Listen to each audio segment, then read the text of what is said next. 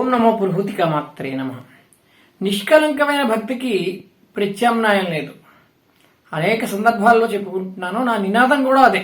ఈ శాస్త్రాలు, పూజలు, వ్రతాలు, క్రతువులు ఇవన్నీ కూడా అన్నీ గొప్పవే. వీటిని మనం తక్కువ చేసి మాట్లాడక్కర్లేదు.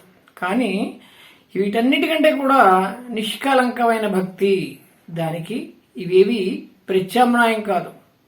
ఒక భక్త శబరిలాగో, భక్త కన్నప్పలాగో ఆ మనస్ఫూర్తిగా త్రికరణ శుద్ధిగా ఉండేటువంటి భక్తికి ఏది సాటి రాదు. ఎంతో భక్తి శ్రద్ధలతోటి ఈ కార్తీక మాసం అంతా మనం చేసుకుంటాం. చిట్ట చివరి రోజు ఒక కథ చెప్పుకుంటాం. ఎంత నీతి కదండి. అందులో ఈ నిష్కలంకమైన భక్తి గురించి ఎంతలా చెప్పబడింది ఆలోచిస్తే, ఆ అత్తగారు ఆ పుణ్యం అంతా తనకే రావాలి, తనకే మంచి పేరు రావాలి. తన కోడలకి ఆవిడ భక్తురాలు అని చుట్టుపక్కల వాళ్ళు చెప్పుకుంటే, అత్తగారి కంటే కూడా ఈవిడ భక్తురాలని ఎక్కడంటే తన పేరు తగ్గిపోతుందో అని ఆ కోడలికి ఆ పూజ చేసుకునే అవకాశం లేకుండా, ఆ కోడలు గుడిలోకి వెళ్లే అవకాశం లేకుండా ఇంటిడి పని అప్పచెప్పి ఆ కోడల్ని కనీసం ఆ దేవుడికి దీపం పెట్టుకునేటువంటి అవకాశం కూడా ఇవ్వకుండా చేసింది అత్తగారు. తనకే పుణ్యం రావాలని చెప్పి తను ఆ కార్తీక మాసం అంతా కూడా ఆ తీర్థయాత్రలో గడిపొచ్చి ఆ పుణ్యం సంపాదించాలి అని చెప్పి ఇంటి పని కూడా కోడలికి అప్పచెప్పింది. ఎక్కడ పూజ చేసుకుంటే కోడలికి పుణ్యం వచ్చేస్తుందో, మంచి పేరు వచ్చేస్తుందో అని చెప్పి కనీసం పూజా సామాగ్రి ఏది కూడా ఆ ఇంట్లో కోడలికి అందుబాటులో లేకుండా చేసింది.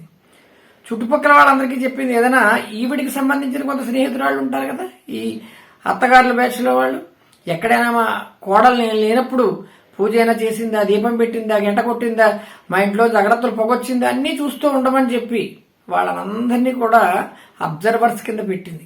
ఎందుకంటే ఆ కోడలికి పూజ చేస్తోంది, భక్తురాలు అనేటువంటి ఒక మంచి పేరు రాకూడదు అనేటువంటి ఒక దుర్బుద్ధితో ఈవిడ పూజల్లోకి వెళ్ళిపోయింది. ఆర్భాటం, హడావిడితో కూడినటువంటి పూజలు, వాటి గురించి మనం చెప్పుకోకర్లేదు. ఎంతో మనోవేదనకి గురైంది ఆ కోడలు. ఎందుకంటే అంత చక్కగా పూజలు చేసుకుంటున్నారు, కార్తీక మాసం గుళ్ళోకి వెళ్తున్నారు, దీపాలు ఎడుతున్నారు, దీపాలు వదులుతారు. ఈరోజు కనీసం దీపం కూడా పెట్టుకోలేనటువంటి దౌర్భాగ్య స్థితి నాది అనేటువంటి ఆ బాధ ఏదో రకంగా ఆ పరమేశ్వరుణ్ణి, ఆ శ్రీమన్నారాయణ అవనివ్వండి, ఆ సదాశివుణ్ణి అవనివ్వండి, ఏదో రకంగా నేను ఒక దీపం పెట్టి నా మనస్ఫూర్తిగా క్షమించమని నేనేమీ చేసుకోలేనటువంటి ఆ నిస్సహాయురాలని కాబట్టి మనస్ఫూర్తిగా ఒక నమస్కారం పెట్టుకోవాలి అనేటువంటి సంకల్పంతో ఆ వెన్న చిరకగా వచ్చినటువంటి కవ్వాన్ని అంటుకున్న వెన్న, ఎందుకంటే ఎంత వెన్న వచ్చింది, ఎంత తీసావు, ఎంత పెట్టావు అన్నీ కూడా అత్తగారు వచ్చాక లెక్క చెప్పాలి. ఆ కవ్వానికి మిగిలిపోయినటువంటి ఆ వెన్నని నెమ్మదిగా అంతా తీసి దాన్ని ఒక చిన్న ప్రమిదలాంటి దాంట్లో వేసి ఆ బట్ట చింపినటువంటి చిన్న ఒత్తి, ఎందుకంటే ఆ ఒత్తులు కూడా ఈ కోడలికి అందుబాటులో లేకుండా చేసి వెళ్ళిపోయింది ఆ మహానుభావురాలు. ఆ దీపాన్ని వెలిగించి మనస్ఫూర్తిగా త్రికరణ శుద్ధిగా, నేను ఇంతకంటే ఏమిచ్చుకోగలను స్వామి, నా మనస్ సంకల్పానికి ఈ దీపం పెట్టుకోగలిగాను, అంతకంటే నాకు పరమానందం లేదు, ఏది ఆశించి నేను చేయడం లేదు, నాకు ఈ జన్మిచ్చినందుకు ఈ మహద్భాగ్యమైనటువంటి ఈ కార్తీక మాసంలో మనమంతా కార్తీక మాసం మనం ఉండగా కార్తీక మాసం వచ్చింది కాబట్టి ఒక్క నమస్కారం చేసుకుంటున్నాను తప్పించి మనస్ఫూర్తిగా భక్తిగా ఎటువంటి ప్రతిఫలాన్ని ఆశించకుండా, ఎందుకంటే చాలా మంది గుళ్ళోకి వెళ్ళినా లేకపోతే ఏదైనా భక్తి సంబంధించిన కార్యక్రమాలు చేసినా ప్రతిఫలాన్ని ఆశించే చేస్తారు. దేవుడికి నమస్కారం పెట్టిస్తూ ఉంటారు, నాకు రావాలి, అది రావాలి, ఇది రావాలి, వ్యాపారాలు వృద్ధి చెందాలి, లేదా భూములు కొనేయాలి, పొలాలు కొనేయాలి, పదవులు వచ్చేయాలి, ఇవన్నీ కోరుకునే ఉద్దేశంతో పూజలు చేస్తారు. ఓకే, తప్పులేదు, వారి అభిప్రాయం అది. కానీ ఆ దేవుడికి మనం పూజ చేసేటప్పుడు నిష్కల్మషంగా, నిష్కామ, నాకు ఇది కావాలి అనేటువంటి దృక్పథంతో కాకుండా కేవలం భక్తి ప్రధానంగా పూజ చేసినటువంటి ఆ పూజ అత్యంత ప్రీతిపాత్రం ఆ పరమేశ్వరుడికి. ఈవిడ అంత భక్తితోటి, నిష్కలంకమైన భక్తితోటి ఆ దేవదేవులకి నమస్కారం చేసుకుని ఎక్కడ ఈ దీపం పెట్టింది ఎవరైనా చూసి తన అత్తగారికి నేరం చెప్తారు అనుకుని దాని మీద ఒక గంప మూతెట్టిందిట.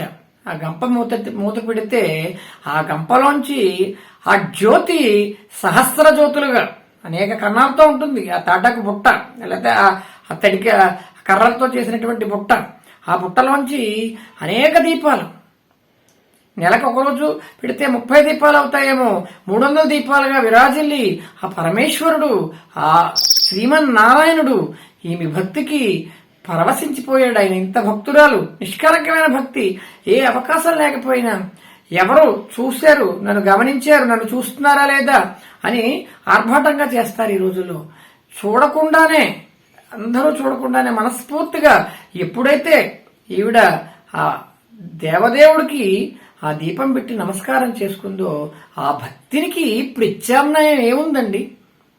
ఎన్ని దీపాలు వెలిగించాం, ఎన్ని తీర్థయాత్రలు చేసాం, ఎంత హడావుడితో చేసాం, వెండి చెంబట్టుకు వెళ్ళామా, రాగి చెంబట్టుకు వెళ్ళామా, ఎన్ని పుణ్య నదుల్లో స్నానం చేసాం, ఇవన్నీ కూడా ఆ భక్తికి ప్రత్యామ్నాయం ఏమవుతుంది? కాబట్టి ఆ నిష్కలంకమైనటువంటి ఆ భక్తికి ఆ పరమేశ్వరుడు ఆవిడికి ఆ విమానాన్ని పంపించి ఆ ముక్తిని ప్రసాదించాడు. ఎంత చక్కటి కదండి! ఇటువంటి మహత్తరమైనటువంటి కథలు విన్నప్పుడైనా మనలో ఆ భక్తి భావన పెరగాలి. అందరూ చూస్తున్నారా లేదా, మనం ఎన్ని గంటలు జపం చేసుకుంటున్నామో అందరూ గమనించారా లేదా, లేకపోతే బలన ప్రయోజనం ఆశించి ఆ పరమేశ్వరుని మనం పూజించాలి. ఇవన్నీ పక్కన పెట్టి ఆ మహానుభావురాలు, ఆ పోలి ఆవిడ ముందు మనం ఎంతండి? అటువంటి మహాభక్తురాలిని ఆదర్శంగా తీసుకుని మనం దైవారాధన చెయ్యాలి అని అందరికీ మనం చేస్తున్నాను. ఓం నమో పురుహూతికా మాత్రే నమః.